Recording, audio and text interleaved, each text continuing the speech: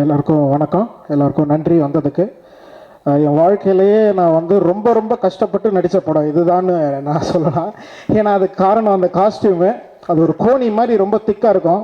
டேரக்டருங்க கோணி மாதிரி இருக்கும், பயங்கர திக்காக. அது வந்து ஒரே காஸ்டியூமு, தலையிலேருந்து உள்ளங்கால் வரைக்கும். அதுக்குள்ளே பூந்து ஜிப்பு போட்டு இருக்கணும். இது மட்டும் தான் ஓப்பனாக இருக்கும், இவ்வளோ தான் காற்று வரும். ஃபுல்லாக க்ளவுஸு, பயங்கர டார்ச்சாக இருக்கும். உச்சி வெயிலில் வந்து பயங்கர ஷூட்டிங் நடக்கும். ரொம்ப பிரச்சனை. அவசரத்துக்கு போகணுன்னா கூட வந்து ரொம்ப எல்லாத்தையும் அவருக்கு ரொம்ப கஷ்டப்பட்டு போக வேண்டியதா ஒரு சூழ்நிலை. ரொம்ப கஷ்டப்பட்டு நடித்த படம். அதை ரொம்ப கஷ்டப்பட்டதுனால வந்து டேரக்டர் என்ன சொன்னார், பேசின சம்பளத்தை விட ஜாஸ்தி கொடுத்துட்றேன் அப்படின்னாரு. ஸோ ரொம்ப சந்தோஷம் டேரக்டருக்கு.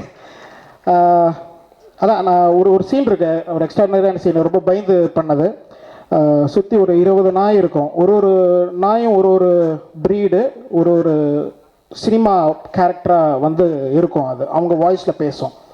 ஸோ அந்த மாதிரி அந்த ஒரு சீனில் வந்து ரொம்ப பயந்தேன். ஏன்னா வந்து அந்த இன்னும் ஒரு டாக், ஒரு பயங்கர ஃபெரோஷியஸ் டாக் ஒன்று இருக்குது, ராட் வில்லர்னு ஒன்று என் பக்கத்துலேயே இருக்கும் பெருசாக. அது வந்து ரொம்ப மோசமான ப்ரீடுன்னு சொன்னாங்க.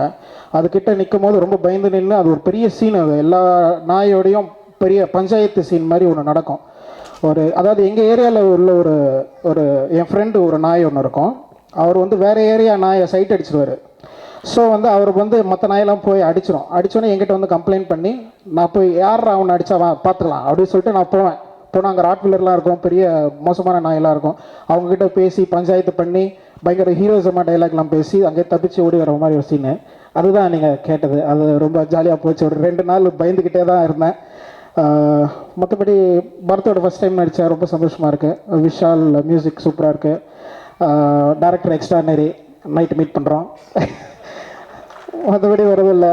எல்லாருக்கும் தேங்க்ஸ் ஃபார் கம்மிங். படம் பாருங்கள். ஒரு மாதிரி ரொம்ப புதுசாக, ரொம்ப வித்தியாசமாக, தமிழ் சினிமாலே ஃபஸ்ட் டைம் அவங்க சொன்ன மாதிரி அந்த ஸ்டோனர் ஃபிலிம் இருக்கும். ஏன்னா இங்கிலீஷில் நிறைய வந்திருக்கு, ஹெரால்ட் அண்ட் குமார் வந்திருக்கு, ஹேங் ஓவர் வந்திருக்கு. எங்கள் கோவா படத்தில் கூட ஒரு சீன் இருக்கும், சிவபானம் அப்படின்னு சொல்லிட்டு ஒரு சீன் நடக்கும். ஸோ இப்போ தான் அது வந்து மக்களுக்கு தெரிய வருது. படத்தையும் பார்த்து நல்லா என்ஜாய் பண்ணுங்க. தேங்க்யூ.